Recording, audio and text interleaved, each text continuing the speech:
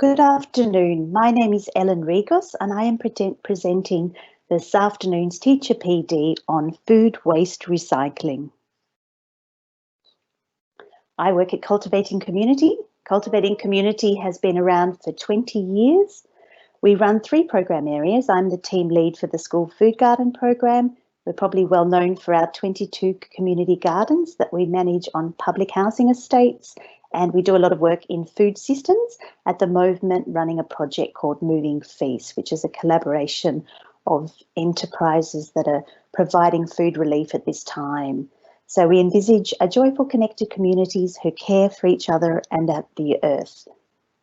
I'd like to just give you a little outline of what I'll be covering today. I'll be looking at why compost food waste at school. I'll be looking at 3 food waste recycling options. We'll be doing lots of student engagement activities along the way.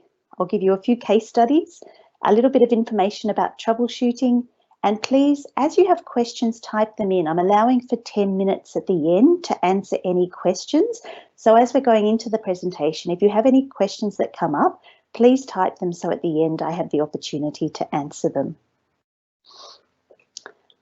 I thought I'd start with this slide. I wonder if you know what this slide is of. It's actually a photograph taken from a place very close to where I live. It's in Black Rock. It's actually a midden, and a midden is a place where the Aboriginal people would come together around a campfire, and anything that they didn't eat, they would leave behind. So it's years, this is 10,000 years old, this particular midden, and it has shells and bones and any food waste that was left. So these are pretty much the original landfills of Australia, 10,000 years, and this was all that was left in terms of waste.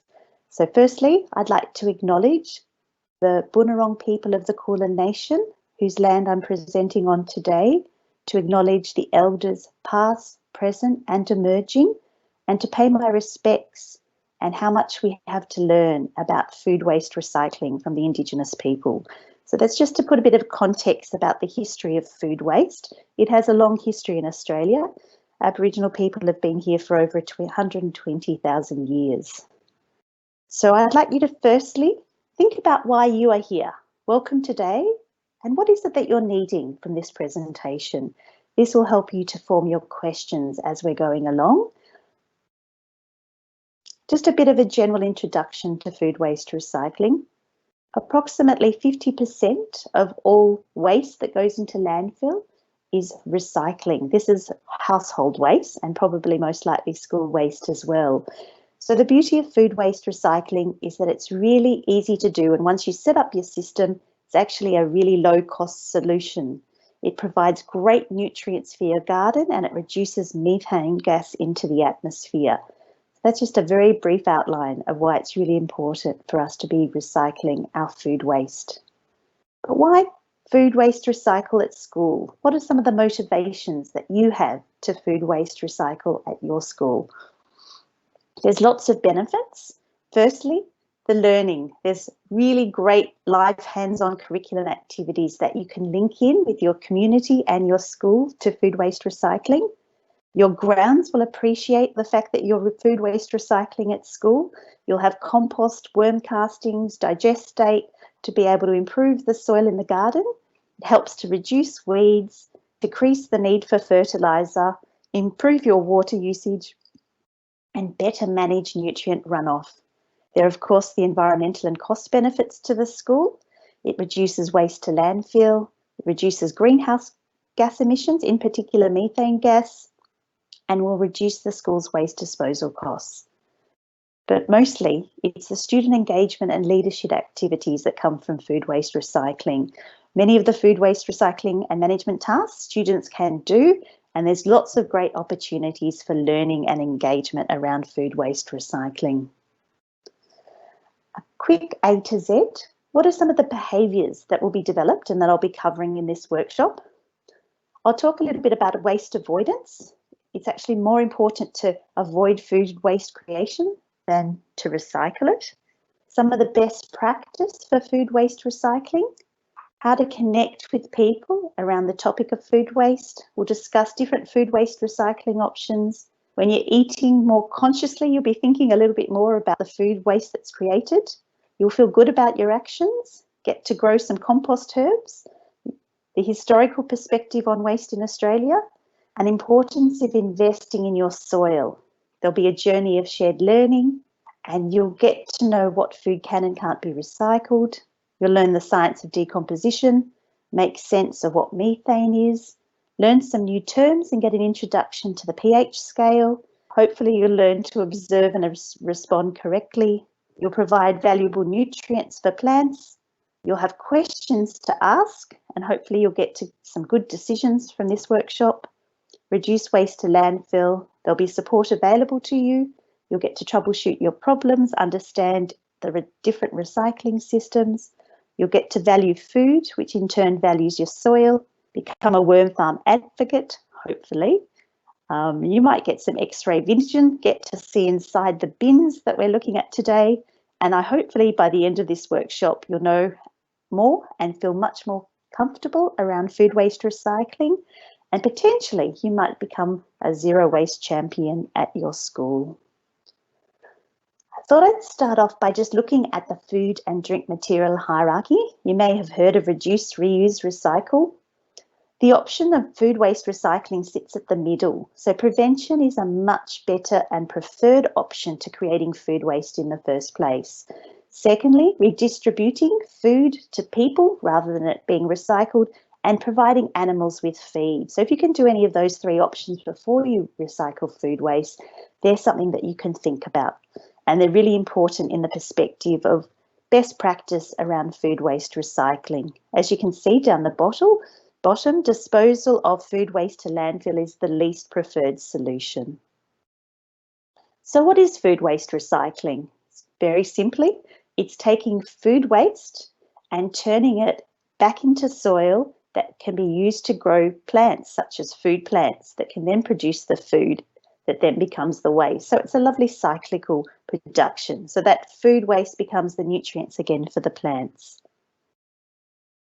So I always like to start off with an apple, and imagine that you had an apple at school sitting on your desk and it started to rot. What actually happens in this process of decomposition? This is a great activity to do with students where you get 4 different jars. One jar has a lid on it, one jar has no lid, one jar has the apple with the soil in it, and one has the soil and composting worms. So you've got 4 jars with apples, one with the lid on, one with the lid off, one with soil, and one with composting worms. So 4 different things are happening in these jars. And if you set them up at the beginning of term, you can observe the change over time and actually see what happens when food starts to decompose. And it's really important that when I talk about food waste recycling, that you actually understand the decomposition process, because it's the decomposition process that explains why you would use different systems at your school and why all systems are very different. Let's have a brief look at the science. I don't want to go too heavily into the science, but firstly, food waste, if you leave it on your desk, it will start to decompose. And the reason it decomposes is because there's microorganisms such as bacteria that are in the oxygen, and it attaches to the food, which has a lot of water. It's very high in water and very high in minerals, and it will start to break that food waste down.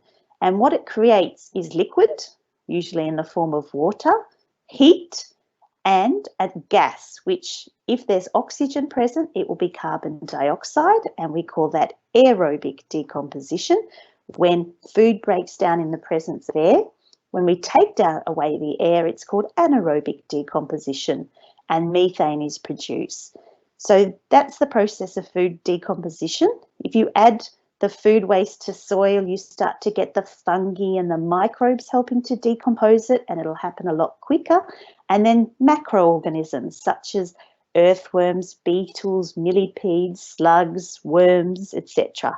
So you'll see that's the whole system of decomposition. So when I run through the technology, you'll understand how the science fits in with the technologies that are used. So what is this word methane? Methane is a very potent greenhouse gas, more potent than carbon dioxide. It's believed to be up to 30 to 40 times stronger. So when food waste breaks down, without oxygen, methane is produced. Now, most landfills, because they don't capture that methane and use it as electricity, go straight up into the atmosphere. So by getting that food waste out of landfill, you're reducing the amount of methane that's being produced, as well as producing fantastic material for your garden. So the second activity, which is fun to do with students, is to take the number of common household objects, as many objects as you can find that are made of different materials, enough for one per student in the class, and then set up a timeline and see if they can place the material on the timeline in terms of how long it will take to decompose. Now, some materials, like a glass bottle, will take 1 million years. Things like toilet rolls will take 1 year because paper would break down very quickly. And by getting the students to really think about how things decompose over time, they'll get to understand not only the importance of food waste recycling, but why it's important to recycle so many of our materials that if we were to put them into landfill, would sit there for up to 1 million years. And what you will notice from this activity is the students will start to notice that the things that break down quickly are food waste items, plant materials, and then moving up to animals. So the 3 systems I'm going to talk about today are composting, digestion, and vermicomposting, or vermiculture, or worm farming, whichever you'd like to call that one. It's got lots and lots of names. And we're just going to compare the 3 systems so that you understand the different science behind each of them and why you might choose one over the other. This is just a little checkbox that I put together that you might like to do with your students. You will be provided with these slides after today's workshop. You will also have access to this webinar and be able to rewatch it if you want to pick up on anything that was said. So you can actually look at what's currently in place at your school, how much food waste is being created in each class a week, and whether it has meat or if it's just fruit and vegetable scraps, whether you have garden at your school, a food garden in particular, and what locations you have to place some sort of food waste recycling system. And then you should be able to get a tick. You can tick as many per line, and then you should get a tick vertically and have a number tally. And you should be able to find out which system might suit your class or your school best. And that's just a fun activity to understand a little bit of the technology that I'm going to talk about. So I'm going to start with the composting system with compost bins. Now, this is an aerobic decomposition process where the food waste and the organic waste are actually breaking down in the presence of oxygen. So the most important thing in this system is to get lots of oxygen in. You're aerating this all the time. I recommend having a closed system on this, keeping it covered to keep out rodents, and we'll talk a little bit about that later when we talk of schools and some of the issues that come up in schools, and to keep it moist. And you can see the lasagna picture, and what that's really showing is that you want a good mix of materials. It's not going to look like a pile of lasagna, but it is going to have different materials in it. And what you're trying to do is get a really good balance between these 4 things. You want a good mix of greens, which bring nitrogen into your compost, a good mix of browns, which bring carbon into your compost, then some moisture, which the microorganisms need to generate the heat to start breaking down the plant and food waste, and lots of oxygen, because it's the oxygen that actually feeds these microorganisms. These microorganisms have developed over time to live in the presence of oxygen. They're a particular type of microorganism. So it's getting the nice mix between green, browns, moisture, and oxygen. Now, there is a little bit of a science behind how much carbon and how much nitrogen to put into your compost. Every single material has a different ratio. So to make it simple, the way I get people to think about it is in terms of a ratio of 30:1. Now, because food waste is pretty much water, 90% or plus water, it works out to a bucket of carbon to a bucket of food waste. So when you're putting in your food waste, if you put in that same bucket amount of carbon materials, you're getting a nice balance between your carbon and nitrogen. And I've listed a range of carbon materials and a list of high nitrogen materials that you can be adding to your compost systems. Pretty much carbon materials are plant materials in general that have lost their green. Nitrogen is part of photosynthesis, so when we talk about nitrogen materials, it's usually plant materials that's still able to photosynthesize in some way, so they've still got that green colour. Here's just a system of some students checking out an aero bin at school, and you can see the great signage that is placed on the bin to show the students what they can and can't put into their compost bin at school.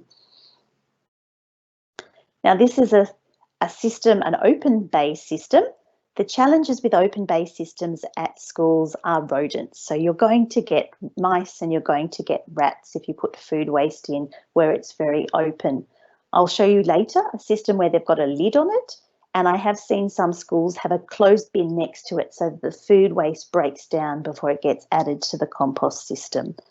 So you really need to think about rodents, especially if you're in close proximity to residents and early childhood centres and community neighbourhoods. So what does compost look like when it's ready? Now it should be the colour of dark chocolate, 70% dark chocolate, but it doesn't taste like chocolate, unfortunately. It is very fluffy and has a good crumb structure, and when you squeeze it, there should be a bit of moisture in it. It should smell sweet and earthy. So that's really what you're wanting your compost to look like at the end of the process. Now, in terms of your home bins, if you send out food waste or green waste in your home bins, it only takes 7 days to make compost. That's how quickly, if you're getting the right oxygen, moisture and balance of carbon and nitrogen, composting can happen really, really quickly, and it can create compost in a short period of time with large volumes of materials. I love to tell schools to think about growing some compost herbs around their compost bins. So there's Penny Woodward's the person I'd recommend if you're wanting to read up a little bit more about it. But basically, it adds a lot of these micronutrients back into the soil. So these plants take up the nutrients in their roots, and then when you compost it into your compost, you're adding them back into your soil.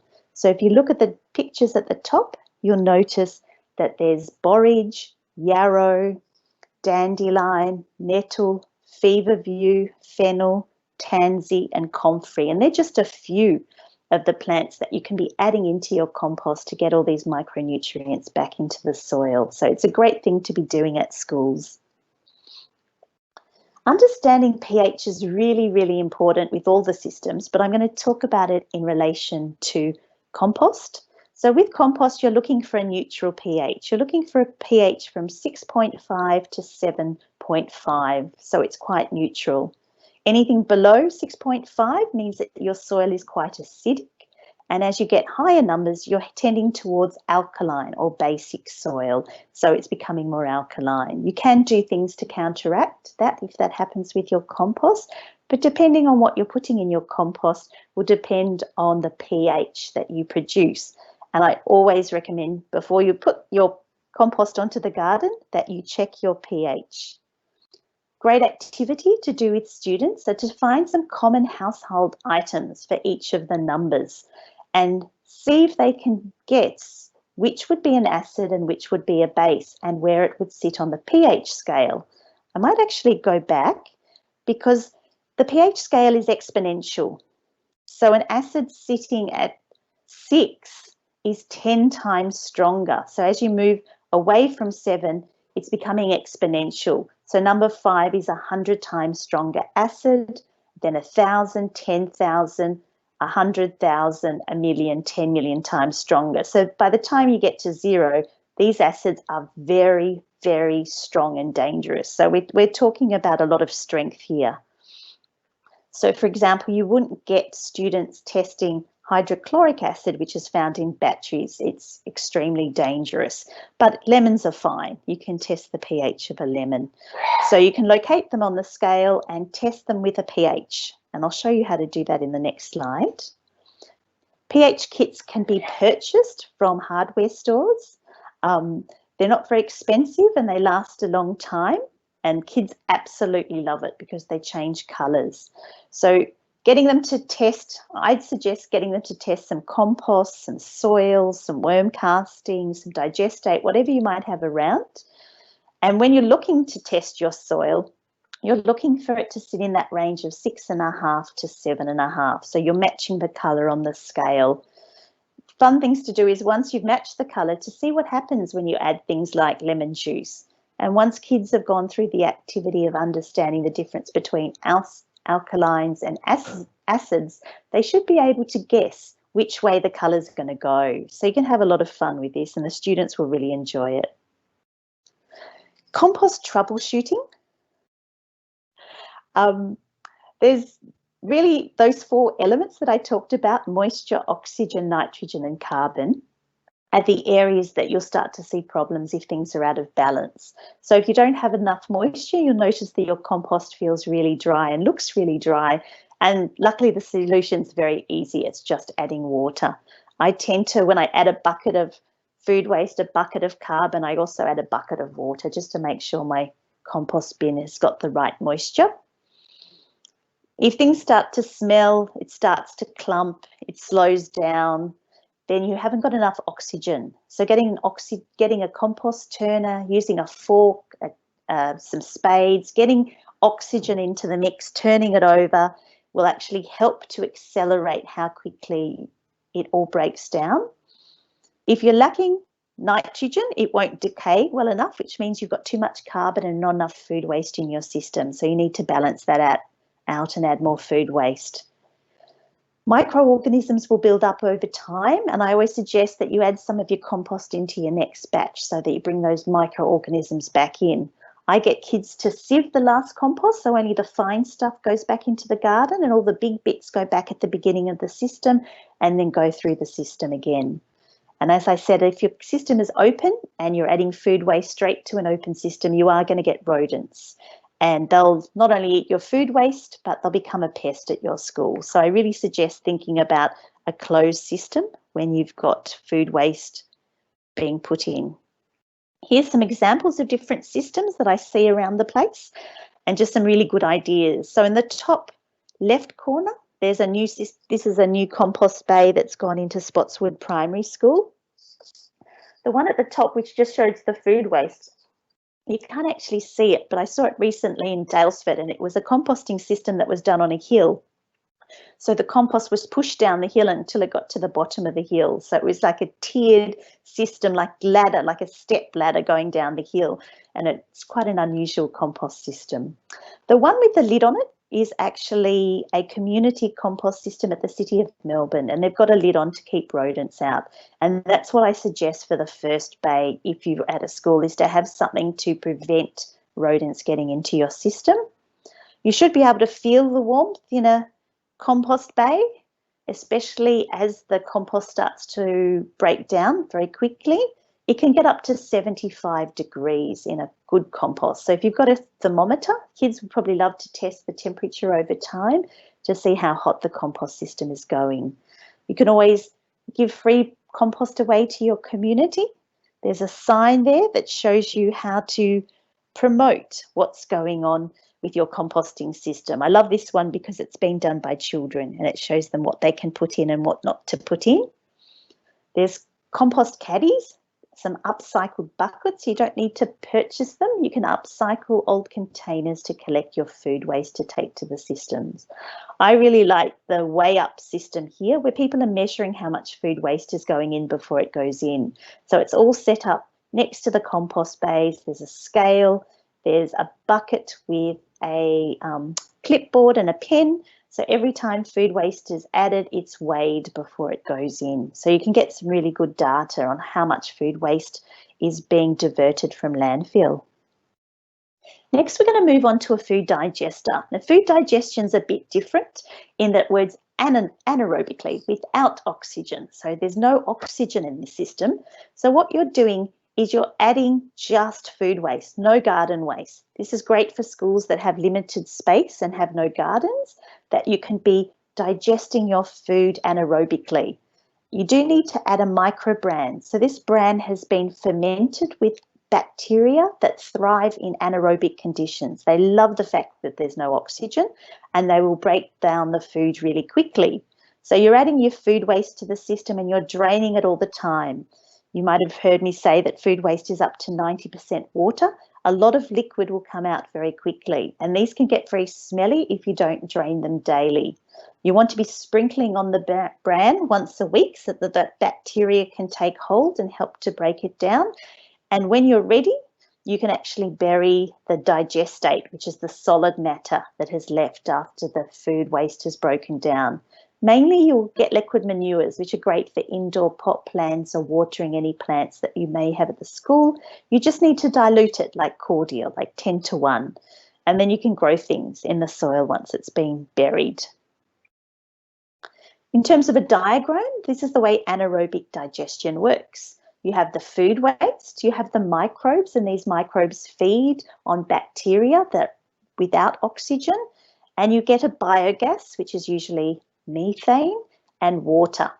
And the products you end up with is what's called a digestate, which is the solid material that's left after it's started to decompose, and the liquor, which is the liquid that comes off the food waste as it's decomposing. So just a little bit of a comparison to show you how it all works. Digestion uses fermentation while composting uses heat to break down the food waste. Fermentation, you don't lose as much nitrogen, but you do lose it in the composting process. Digestion produces methane, while composting produces carbon dioxide. There are special microbes that we need to get in and continue to use when you're using the digestion method. But composting relies just on the soil microbes, so it's best to have your compost on the soil if possible, or bringing some soil in to get those microbes into the composting process. Digestion material will be quite acidic, and composting material will be very varied depending on what materials you're adding. If you're adding a lot of citrus materials, it'll lean toward the acidic side. If your school has a wood-fired oven and you're adding lots of charcoal and ash, it will lean more towards the alkaline side. So it does depend on the materials and how much you're adding to each. The ideal carbon to nitrogen ratio in digestion systems is 10:1, and you don't have to worry about that because food waste naturally has that nice balance. You're not adding anything but food waste to a digestion system, and composting, you need to actually be balancing the carbon and the nitrogen so that you're getting a good balance of both so that the bacteria can thrive, so it breaks down beautifully. Now, the beauty of digestion is that you can add meat waste safely and you can add dairy waste. So things that you can't add to your compost system, you can add to a digestion system. So the only place I would recommend you putting in meat waste or dairy waste is into a system that uses anaerobic decomposition, because that's the safest way to prevent any pathogens from entering in. There are green cones which can be used outside, and it's a much simpler system. It looks like a compost bin, but it's actually a digester, and the food waste is under the ground. So all those nutrients go directly into the soil. You would need at least 2 to 4 of these at a school, and you would need to probably relocate them every 1 to 2 years and dig a new hole and put them in. But that's a digestion system as well. The only advantage of this one is you only need to add the bacteria at the beginning and it will multiply in the soil. So every time you set up the system, you add some of that bacteria. So we move on to my very favourite topic now, which is worms and worm farming, vermicomposting, vermiculture. It's got lots of lovely terms. So setting up a worm farm is really, really easy to do. The most important thing you need to remember is that worm farms need to be in full shade. Unfortunately, I've seen a lot of worm farms located in full sun in many schools, and the worms don't fare too well over summer, unfortunately. Most systems work where you're adding food waste at the top and you're collecting the worm castings, which is a fancy word for worm poo, and worm tea, which is a fancy name for worm wee, at the bottom. Now, the worm tea or the worm wee needs to be diluted again, like cordial, 10:1, and the worm castings are quite alkaline. Worms love to live in a habitat that is very alkaline, which means that you want to just spread them on quite thinly when you're adding them to your soil. You wouldn't use them in the same way that you would use compost. Over winter, worm activity slows down. Now, I am going to tell you later about some worms you can purchase from a place called Kookaburra Worms, and they have 5 species of worms in their mix. And what that does is worms that are more active in winter will kick into gear. So it's a really lovely way for kids to see different species of worms, but it's also more practical in that you'll find you'll have a much more productive worm farm at a school over winter. The only time you need to really care for these systems is on very hot days, especially those 40+ days. And that's where I see a lot of worm farms in schools. Unfortunately, the worm populations die off over summer, need to be started again. Usually there's enough worm eggs in the mixture to hatch once a population dies off, but it does take a time to build up the system again. So you're better off not allowing your worm farm to die off over the holidays. There are different types of worm farms, and I'll show you one later that Brimbank Council is offering. Apartment blocks, which are a bit like a tower, like an apartment tower for worms, work on a very similar system, and you can easily move the trays in and out of these systems. I really love the worm towers that have come onto the market. I think they're fantastic for the early years, for the preppies, for the grade 1s, to have a really hands-on connected experiencing of connecting to worms in the food garden. So if you have a food garden and you have preppies and grade 1s that would love to do a hands-on activity, I'd suggest setting up a worm tower with them. So great in early childhood centres as well, and at home. I've got quite a number around my fruit trees. Fruit trees love them. A fun activity to do with students is to make worms. That's a worm made of some upcycled materials, some upcycled stockings, some recycled paper, and some elastic bands. So fun to learn about worms too. There's many different types of worms, over 3,500 different species. Australia has the largest earthworm in the world, the East Gippsland worm, which can grow up to 3 metres long. It's a very, very large worm and can live up to 75 years. So there's lots of interesting facts. Probably my favourite fact is that worms have 5 hearts. So they're very, very loving creatures. You can learn about all the different parts of their body and how they break down the sugars the bacteria produce to help as part of that decomposition cycle. So they're not actually eating food, they don't have teeth, but they help the decomposition process. So as bacteria starts to break down the food, then the worms can feed off all those beautiful sugars, and that goes through their digestive system. So their role in the soil is to aerate the soil. They allow water to penetrate deeper down. They're forming lots of holes, leaving lots of fertilizer as they do their worm castings as they go along. So learning about the importance of the ecosystem and having worms in ecosystems is really important. You can do some worm trivia quizzes, and kids love to write stories about worms. They're one of the most fascinating creatures.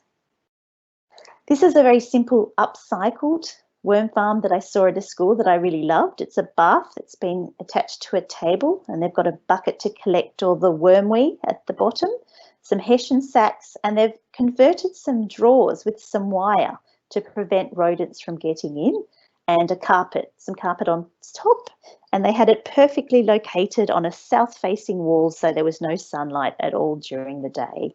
So it was kept nice and cool. Now this is the system that council is operating. It's a promotion for schools in the city of Brimbank. It's the Worm Farm Grande, and it's basically open to a one-on-one basis. So if your school can raise $1,500, then the council will put in the other $1,500 to set up a commercial size worm farm at your school, and the council will gift its contribution to you.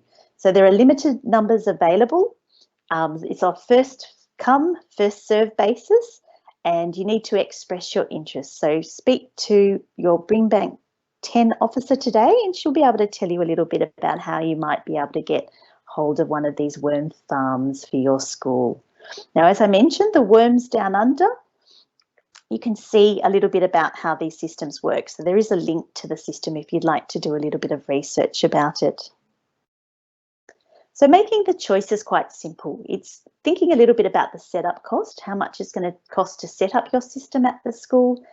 In terms of ongoing cost, it's really only digesters that have an ongoing cost unless you unfortunately lose your worm population over summer. So it's really the digester that you'd need to be thinking about getting the fermented bran in.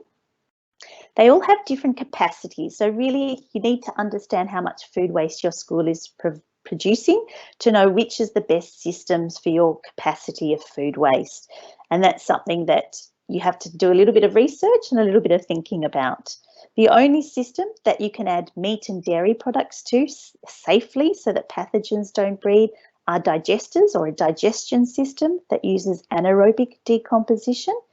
And compost bins are the best for adding garden waste. Worm farms are the only system that need to be in full shade. The others need full sun.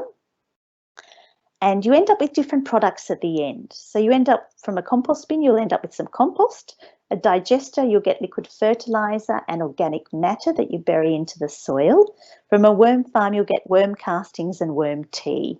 So you do end up with different products, and they all have different advantages and disadvantages. Suppliers, there's an abundance of suppliers. I've just put a few down. You can get lots of worm farms from Bunnings, Compost Revolution. You can create your own out of pallets. There's lots of ways to get this. The Kookaburra worm farms are the ones I mentioned before, where if you wanted 5 species of composting worms are very different to your earthworms. Earthworms don't break down the food waste quick enough. The composting worms are actually a type of worm that lives in humid, dense environments, and its role is to break down plant matter very quickly. They can eat their body weight every day, so they're a different type of worm. So there are lots of places you can buy worms from, but Kookaburra worms have the most interesting range, I think, for children to be looking at different worm species. Just to give you a little big picture, I always think it's good to have a big picture in terms of food waste recycling. Around Melbourne, we're starting to see a lot of businesses starting to incorporate food recycling into their practice. There's a picture of De Grave Street. They have a machine called an Orca, and their Orca turns the food waste from all the businesses in De Grave Street into sewage, which goes down the sewage pipe. They've tried a few different systems, dehydrators, one with different microorganisms, but it's good to know that this is happening. In the top right corner, you'll see what's called a TAP-G model, and that's pretty much a commercial scale worm farm, and that's at Hillsville Sanctuary. So if you ever got the opportunity to go to Hillsville Sanctuary, you could actually have a look at their commercial sized worm farm. The one that looked like cylinders underneath, that's at Federation Square. That uses anaerobic decomposition, and all the energy is used to power Fed Square. So you probably don't know that that happens underground, but their food waste is producing the energy that is used at Fed Square. Worm farm bins can be put in mass, just simple solutions, a whole lot of hungry bins in a line.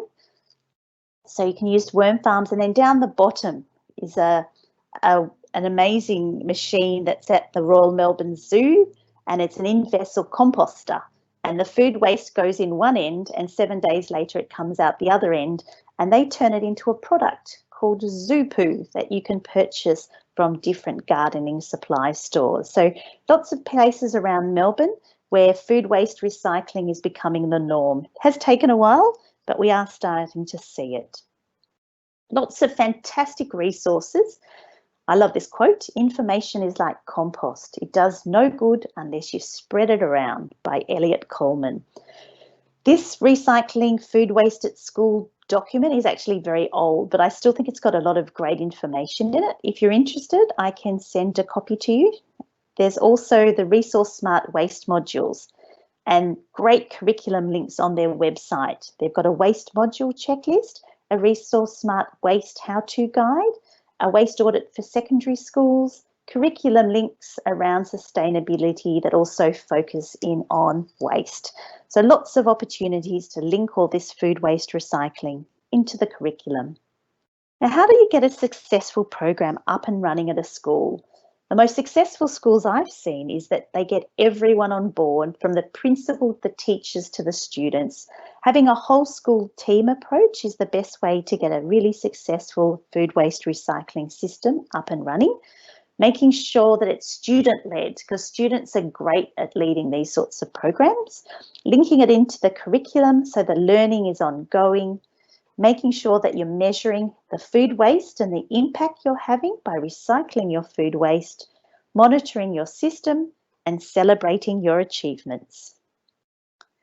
To forget how to dig the earth and to tend the soil is to forget ourselves. Lovely quote by Mahatma Gandhi.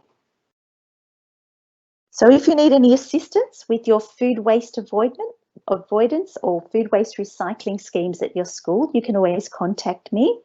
We also do work around community gardens and urban agriculture, food growing at home, protecting projects that build community through engagement and making the most out of outdoor classrooms. So if you need any support with your food garden system or your food waste recycling system, we can help you. So thank you. These are my contact details.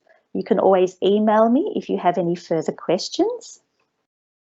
I'm going to be opening it up for questions now, but before I open it up to questions, I have some lovely news. There's 2 schools that because of last week's workshop, went into a random draw and have received a special prize. They're going to receive up to 10 cubic metres each of compost. And the lucky schools from last week from attending our food gardening workshop are Deer Park North Primary School and St Lawrence Primary School. So an officer will be in touch with you very soon to organise all the details. So congratulations to Deer Park North Primary School and St Lawrence Primary School. You've won yourself some compost without having to do all the hard work, which is fantastic. So well done. So now we've got questions. I think I've lost it. Go. Okay, so we're going to have a look at questions now. So if you've got some questions, I'm going to open it up for questions now. So please forward me any questions you have about the presentation, any particular issues that you may be having at your school that you would like to answer. It would be really great to get a sense of what's going well and what you need some support with. So typing in your questions, there should be somewhere where you can actually type in your questions and then I can have a look to see what it is you'd like to know. If we don't have any questions, you will be able to contact me at a later date, but hopefully some questions can come through and I can answer those as we go along. Now, I have been to many, many schools. I do a lot of support for schools in setting up their food waste recycling system. And one of the things I find when I go to schools is that they don't have an understanding of how the different systems work. So having a basic understanding of how they work will help to make you make better decisions about what you need to put in place and how they're going to be managed. It does take time and effort, and there are always people around that can support you to make sure that it's an easy and enjoyable process.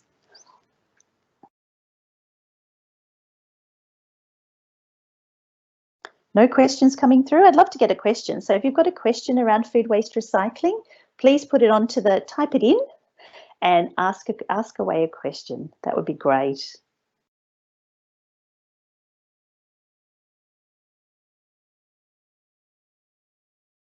I don't seem to have any, so no questions are coming through. So I'd like to finish off the webinar and say thank you to everyone for coming this afternoon. I am available to answer any questions. You can email me. There will be a copy of this presentation that will be sent out, as well as a link to this webinar. So you're quite welcome to forward the webinar to any other staff members or school members or parents or students if you want to entice them to get on board with your school system. Here we go. I think we have a new question, which is great. Let's see if we can see it. Here we go. Our school has 2 400-litre aero bins and 3 240 worm bins from CERES, and we have a whole school food scrap collection, which is great. Our difficulty is the amount of food waste that is going into the bins. I'm struggling. I can't see the rest of the question. Let me just dismiss this question here. This one here. I can't see the bottom. Hold on. This is not good.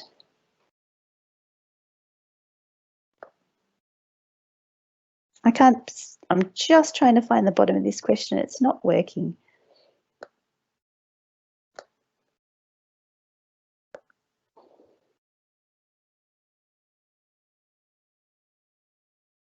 Here we go. I'm publishing the question, so it might make it easier for other people to see it.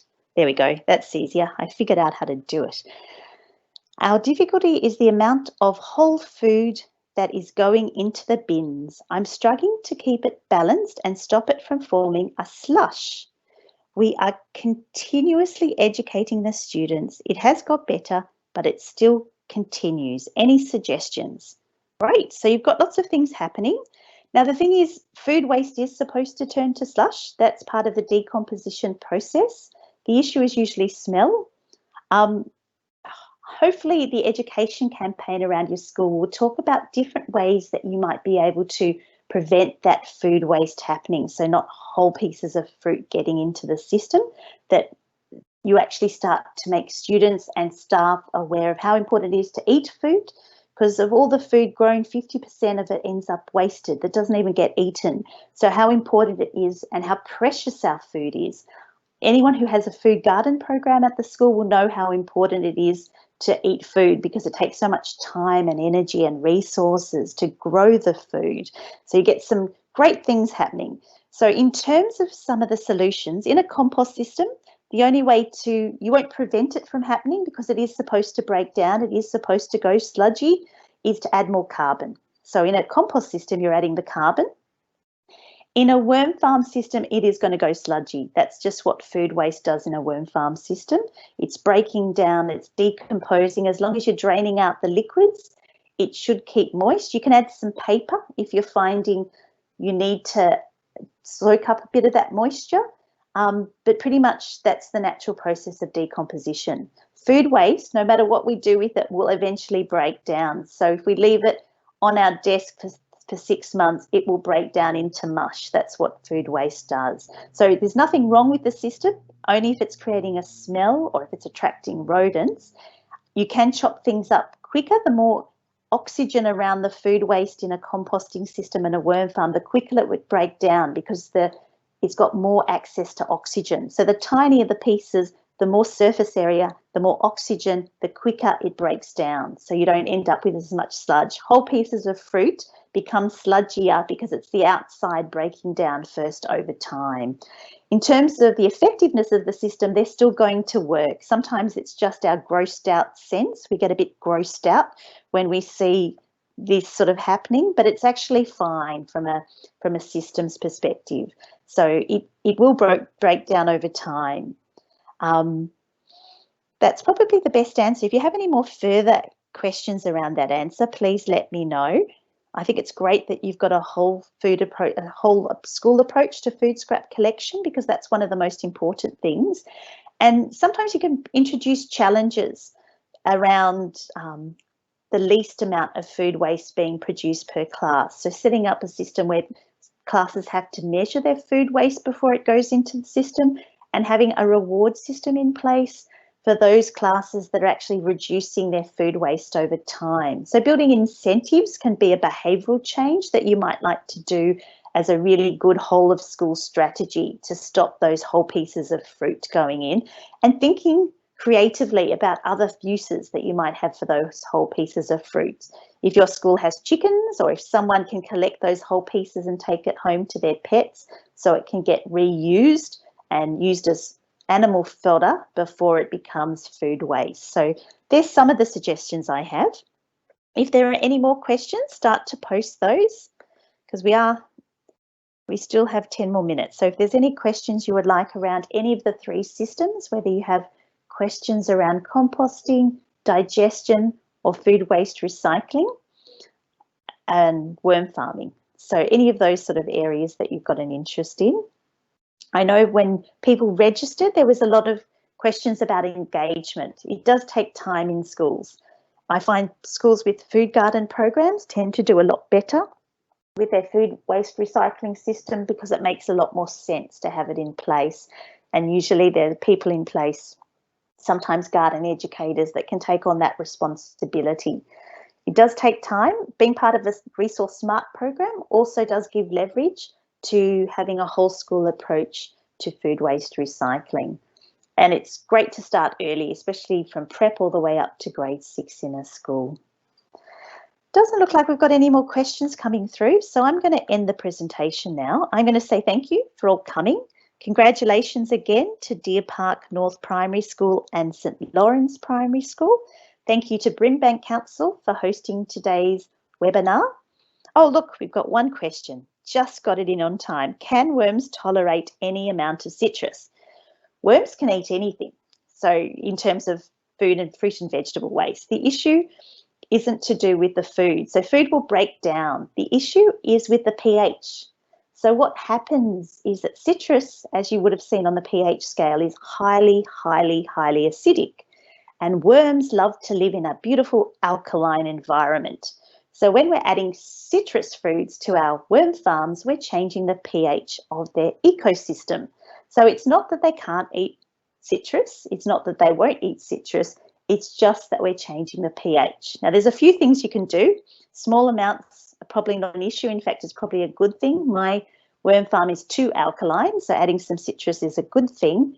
You can also counterbalance it once a week, once a month, depending on how much citrus you're adding. You can sprinkle some lime onto your worm farm, which will counterbalance that acidity of the citrus fruit. So as long as it's a balance that you're adding, what you'll find is that the citrus fruit will break down slowly and the worms will probably avoid that area because it's quite acidic, but eventually it will stabilise out and it will break down in the system. So don't be too concerned about citrus. I put everything into all of my systems and I've been doing it for 30 years and have never had any issues. So it all works really, really well. So great question. Thank you for that question. I'll publish it. I don't know if everyone got to see that question. And I think that's it. So thank you. Thanks again. Thank you to Brimbank Council for today's PD. If you have any questions, please contact me. Have a great day. See you later.